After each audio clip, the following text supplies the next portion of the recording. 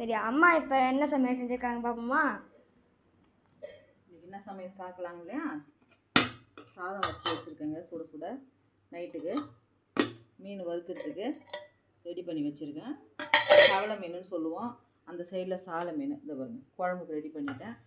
குழம்பு மாங்காய்லாம் போட்டு கொச்சிட்ருக்குது. அதுவும் நைட்டு சாதம் சுட சுட போட்டு சுட சுட மீன் குழம்பு போட்டு சாப்பிட்டா எப்படி இருக்கும் கமெண்ட்ஸில் சொல்லுங்கள்.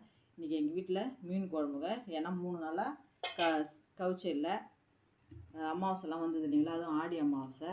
அதனால் இன்றைக்கி பாருங்க குழம்பு கொச்சிச்சு நான் மீன் போடுறேன். ஓகே, யாராருக்கெல்லாம் இந்த சாலை மீன் குழம்பு பிடிக்கும் அப்படின்னு எனக்கு கமெண்ட்ஸில் சொல்லுங்கள்.